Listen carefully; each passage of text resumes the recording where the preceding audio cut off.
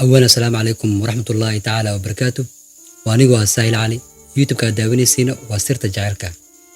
maanta halkan waxaa idinkugu hayaa qiso jacayl oo aad u xanuun badan. qisadan waxaa ila soo wadaagay wiil magaciisa igu soo gaabiye Daayir. Daayir waxa uu ku noolaa Muqdisho, waxa uuna jeclaa gabar ku nool dalkaas iyo Belgiumka. gabadha magaceeda waxaa la dhihi jiray Raxma. Raxma iyo Daayir waxa ay isku jeclaayeen si laba qof oo lamaana ah ay isku jeclaan lahaayeen. jacaylkooda waxa uu ahaa mid farxadiisa wata oo aan murugo lahayn. waxa ay wada socdeen muddo sanad ah. waxa ayna go'aan ku gaareen inay isguursadaan oo ay guri degaan. balse arrinta jirta waxa ay ahayd Daayir waxa uu ka soo jeeday family iska normal ah oo familkiisa waxa ay ku noolaayeen Muqdisho. Raxmana waxa ay ka soo jeeday family iska qani ah oo ku nool dalkaas iyo dibadda. waxay sidaa ahaataba waxa ay go'aan ku gaareen inay isguursadaan oo ay nolol wadaagaan. Raxma ayaa waxa ay dhahday Daayir, aniga waxaan ku noolahay dalkan iyo Belgiumka, adigana waxaad ku nooshahay Muqdisho. aniga waxaan rabaa sida inta kugu keeni lahaa oo aniga iyo adiga aan nolol wadaagi lahayn. taasna Ilaahay ka soko waxaan ka baryaa inuu Ilaahay ii suurtageliyo sida adiga inta kugu keeni lahaa. Daayir waxa uu dhahay hadday sidaa tahay aniga waan u baahanahay ina aniga adiga hal meel aan ka soo wada kacno, hal meel aan ka wada cunteeno, hal meel aan ani si wada jir ah aan ku wada noolaano. markaas waxay dhahday jacaylkaaga dartiisna wax walba u sameyn karaa. waxay sidaa ahaataba Raxma waxa ay go'aan ku gaartay sida ay ku soo wadi lahayd Daayir oo ay ugu soo wadi lahayd Muqdisho. markaas Raxma waxa ay samaysay familkeeda ayay waxa ay ku dhahday aniga waxaan u baahanahay oo aan jeclahay wiil jooga Muqdisho. wiilkaasna waxba ma haysto, laakiin nafsadeeda ayaa jecel oo waxaan u baahanahay inaad soo wato. marka waxaan idinka codsanaa familkeyga inaad ii ogolaataan wiilkaas aniga aan jeclahay. Raxma familkeeda ayay waxay ka codsatay in la siiyo wiilkaas ku nool Muqdisho. familkeeda ma aysan ka ogolaanin oo waxa ay dhaheen maxaa kugu dhacay oo ma waalan tahay. markaas waxay dhahday oo maxaa dhacay, qofkaas aniga waan jeclahay, waxaan u baahanahay inaan soo wato oo aan inta aan keensado. markaas familkii Raxmo ayaa waxa ay ku dhaheen naama waalan tahay, majini baa qabtaa, nin Afrika jooga sidee yeelaysaa, muxuu kuu tarayaa, muxuu kugu soo kordhinayaa. markaas waxay dhahday hooy aabo, haddii uu Afrika joogo anigana qalbigeyga ayaa Afrika jooga dhahday. aniga qofkaas waan u baahanahay. maanta waxa idinkaga codsaday inaad i siisaan oo aad duca igu dartaan. wax walba u baahan yahay aniga ayaa u hayo, waayo waxaan u baahanahay waa nafsadiisa. wax walba asaga u baahan yahayna aniga ayaa siinaya. markaas familku waxay dhaheen hadday sidaa tahay waan ku guurinaynaa waana ku siinaynaa. markaas labada famil ayaa wada hadlay. waxa ay go'aan ku gaareen in la siiyo wiilkan iyo gabadhan. waxay sidaa ahaataba waxaa dhacay meherkoodii ayaa dhacay oo waxa ay noqdeen dad isqaba. meherkoodii kadib markii la isku guuriyey labadooda oo la siiyey labada familna ay isku ogolaadeen ayaa markaas waxaa dhacday Raxmo waxa ay bilowday sida ay ku soo wadi lahayd iyo processka ay u mari lahayd sida ay ku keeni lahayd Daayir meeshan. Raxmo waxa ay samaysay Daayir ayay soo kaxaysay oo waxa ay keentay Kenya. Daayir markii Kenya la keenay waxa uu ku noolaa Kenya ayuu ku noolaa. waxa uu cuni lahaa iyo meesha uu seexan lahaa wax walba qarashaada ku baxay waxa bixin jiray Raxmo ayaa bixin jirtay. waxa ay mar walba sameyn jirtay wax walba asaga jecel yahay, wax walba asaga u baahan yahay waa ay sii jirtay oo waxba maysan ka hagran jirin. waxay sidaa ahaataba Daayir waxa uu xiriir la sameeyay gabar ay isku meel joogaan oo Kenya kula nool. xiriirkoodina waxa uu ahaa xiriir cusub oo si walaaltinimo ay isku barteen. walaaltinimadoodii ayaa waxa ay isku bedeshay jacayl. balse Daayir uma sheegin duruufaha meesha uu u joogo iyo danta uu meesha u joogo iyo sababta uu meesha xamar ugu imaaday oo inta ugu socdo.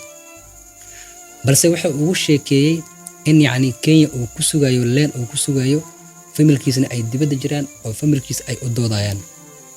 Daayir waxa uu sameyn jiray dhaqaalaha ka soo gala gabadha uu jecel yahay Raxma ayuu wax ka siin jiray gabadhan kale oo ku bartay Kenya oo xiriir wadaag ay yihiin. waxay sidaa ahaataba oo wax la qariyabo muddo dheer kadib Daayir sidoo wax u kala qarinayay marna yacni midaan ayuu farxad siiyaa oo waqti la qaataa ama waa uu la kulmaa ama waqti kale si taleefon ula sheekaystaa. marna qoftan kale oo marwadiisa xaaskiisa ayuu la sheekaystaa oo waqti la qaataa. labadooda yacni waa uu kala ilaalin jiray oo waa uuna kala qarin jiray. waxaa dhacday muddo dheer kadib Raxma iyo waxaa meel ku wada kulmay gabadhii uu jeclaa ninkan oo Kenya kula nooleed. waxa ay isla ahaayeen laba qof yaraantoodii iskuul dhiga jireen. waxa ayna ku kulmeen group wiil uu sameeyay, wiil ay isku galaas ahaan jireen waqtigii ay yaraayeen oo iskuulka ahaan jireen. Dair war ma uusan ka haynin labadan qof oo kala qarinayo in ay ahaayeen laba qof saaxiibo hore oo ay iskuul ahaan jireen. waxay sida ahaataba Raxma iyo gabadhii waa ay sheekaysteen, si gooni ayay iskugu darsadeen cibaanadooda, waayo muddo dheer kadib ayay kulmeen. Raxma iyo gabadhaas waxay ahaayeen laba qof yaraantoodii iskuul ahaan jiray. wayna caddahay laba qof haddii mar ay yacni iskuul soo wada dhigteen ama meel ay ku soo wada koreen, labadaas yacni si sahal isku miilaabayaan. muddo dheer kadib waxay Raxma iyo gabadhaas ay iswaayaan, dib ayay u kulmeen. waxa ayna ku wada kulmeen gruubka hadda aan idiin sheegayay oo wiilka sameeyey. gooni ayay iskula baxeen, waa ayna sheekaysteen. sheeko iyo baashaal iyo kaftan kadib markaasaa Raxma waxay dhahday, waxaan ku weydiinaa baayo, ii sheegay dhahday, maxaa i weydiinaysaa? markaasay waxay dhahday, noloshaada iga waran, xiriir ma samaysatay, ma guursatay, intee wax kuu marayaan? markaasay waxay dhahday, aniga ilaa hadda maanan guursanin oo Kenya ayaan joogaa, laakiinse xiriir ayaan leeyahay dhahday. markuu xiriir iga soo halaabo xiriir kale ayaan samaystaa ayay ku dhahday. markaasay Raxma waxay dhahday, maasha Allah, qofkaa jeceshahay haddii uu ku jecel yahay markaa tagay dhahday, ee ku dadaal sidaad yacni ku hanan lahayd. markaasay gabadhii waxay ku dhahday, Raxmo, aniga hadda hal wiil ayaan jeclahay. markaasay waxay dhahday, wiilkaas anigana waan jeclahay, asigana wuu i jecel yahay. mardhown waxaan rajaynayaa inaan isguursano. waa wiil aad u qurux badan dhahday, dabeecad leh, daacadna ah. markaasay waxay yacni wiilka u ammaantaba ammaan kadib gabadhii waxa ay samaysay, waxa ay u dirtay sawirkii Dair.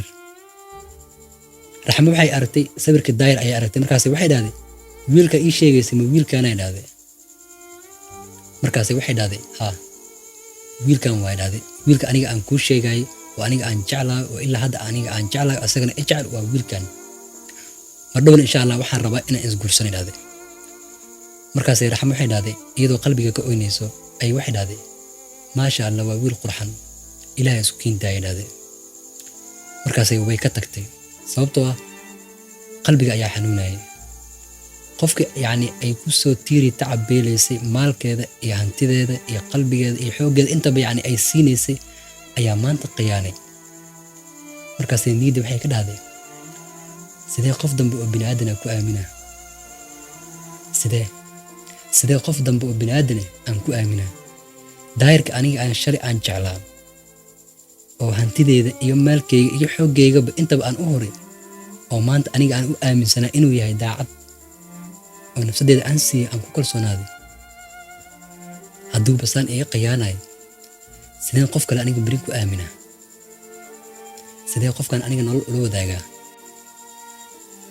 waxay sidaa ahaataba Raxma waxa ay samaysay, iyadoo qalbiga ka oynayso oo haddana isxakameynayso, meel ay wax ka bilowda iyo wax ay dhahda ay garan waysay. markaasay waxa ay samaysay, fariin ayay u reebtay oo waxa ay ku dhahday, Dair, waad maasan tahay, 1,000 jeer waa maasan tahay. fariintan aan kuu soo diraayo waa fariintii ugu dambeysay oo aan kuu soo diraayo oo adiga aan ku wada hadlayno. mar dambana ima arki doontid, xitaa haddii aan noolahay iyo haddii aan dhintana ma ogaan doontid dhahday. fariintan aan kuu soo diraayana waa fariintii ugu dambeysay, waxaanu ku leeyahay noloshaa kuu macnaato. aniga waan kaa tegey, adiga waan kaa tegey. sababtaan kaaga tegayna sabab kale maahan, waxaa tahay khiyaanoole, waxaa tahay labojiile, waxaa tahay danayste, waxaa tahay qof aanan la aqoonin wax lagu tilmaamo. ilaa hadda waan garan lahay waxaan kugu tilmaami lahay, balse waxaan ku leeyahay goodbye. Ugu dambeyn Raxmo waxa ay samaysay markii ay fariinta u dirtay iyadoo qalbiga ka oynayso oo haddana shalaynayso wixina ay la noqdeen wax ay ku qiyaastay ay waysay ayaa waxa ay samaysay ciwaanadii ay kala xiriiri jirtay dhammaantood waa ay ka guurtay oo waxa ay samaysatay ciwaano kale oo cusub si beri uusan u soo raadinin. marka ay ciwaanada ka wada xiratay oo ay ciwaanadii ka wada bedelatay daayir fariintii waa uu arkay kaas cod ayuu u reebay wuxuu dhahay Raxmo maxaa kugu dhacay maxaa ka qaldan sidee wax u jiraan bal wax ii sheeg. markaas wuxuu arkay qofka uu la hadlaayo inuu yahay qof qadka ka maqan. waa uu wacay taleefanka lagama qabanayo oo taleefanka ma dhacayo. waa uu la hadlay bashqada ma bixayso. markaas wuxuu dhahay bal qadka ayay ka maqan tahay marka ay qadka soo gasho iyada ayaa kula soo hadlayso. waxay sidaa ahaataba habeenkii ayaa ku bariyay maalinta ayaa la gaaray ilaa ay maalintii qadka waa ay soo geli waysay oo waxa uu u moodaa inay qadka ka maqan tahay marka ay qadka soo gasho iyada ayaa fariintaada furayso kula soo hadlayso. markaas wuxuu arkay Raxmo inay xanaaqday oo asaga godob ka galay sidaas awgeed in ay qadka dhan u xiratay. markaas waxa uu sameeyay ayuu garan waayay email wax ka bilaabo muddo isbuuc ayay ka maqneed qadka ma aysan soo galin asagana meel uu kala xiriiro email uu ka wac ayuu garan waayay sababtoo ah labadooda markii ay wada xiriiri jireen labadooda bas ayaa wada xiriiri jireen soo lambar kale ma aysan siinin lambar kale ma uusan ka haynin meel uu ka wac email u raacdo ayuu waayay. waxa ay ka aamusneed oo ay fariintiisa looga soo jawaabi waayay muddo 3 isbuuc. markaas wuxuu dhahay ilaa intaan maxay qadka ugu maqan tahay ilaa intaan maxay kula soo hadlaasan tahay ilaa intaan maxay ku soo raadilaasan tahay oo maxaa qaladoo ka samaysay. markaas su'aalo badan ayuu isweydiiyay. waxaa la gaaray xilliga ay u soo diri jirtay biilka uu ku bartay. daayir waxa uu tagay shirkadda waxa uuna ka doontay lacagii uu ugu bartay ee u soo dhigi jirtay. markaas waxa lagu dhahay wax lacaga kuma taalo. waa uu soo laabtay meel uu wax ka bilaabo iyo wax uu dhaha ayuu garan waayay sababtoo ah kiradii waa laga rabaa wuxuu cuni lahaa wuu rabaa qof u maqan aanan iyada ahaynna ma aysan jirin. markaas ayuu waxa uu ku cawaaday familkiisa waxa uu dhahay gabadhi aniga aan qabay taleefanku waa ay iga bedelatay waxaan u baahanahay biil ayaan u baahanahay oo biil ii soo dira. markaas ay dhahay familka aawi xaaskaaga waan isdagaalnay waan isku dhacnay marka waxaan u baahanahay inay ii soo dirtaan biil. familkii waxay dhaheen aniga biil kuma hayno lacagan kuu raadinaynaa meeshan kaa soo wadanaa meeshaadan kugu soo celinaynaa. daayir meesha waa laga soo waday oo waxaa loo soo celiyay xamar. waxay sidaa ahaataba muddo kadib waxaa soo hadlay familkii gabadha ayaa soo hadlay oo waxa ay dhaheen waxaan u baahannahay gabadheena madaxeeda in noola siiyo. ugu dambeyn gabadhii madaxeeda waa la siiyey. daayirna meesha ayuu gabadhii ku waayey broseeskii u dhammaan rabani isaga ayaa isku aqoonsaday xiriirkoodina meesha ayuu ku dhammaaday oo ku burburay. daayir gabadhii Kenya joogtana waa uu carfan waayey oo waa ay kala tageen ayagana waa isku dhaceen. daayir hadda waxa uu ku sugan yahay meel cidla ah. qisadana meesha ayay ku dhammaanaysaa. wassalaamu calaykum waraxmatullaahi tacaala wabarakaatuh.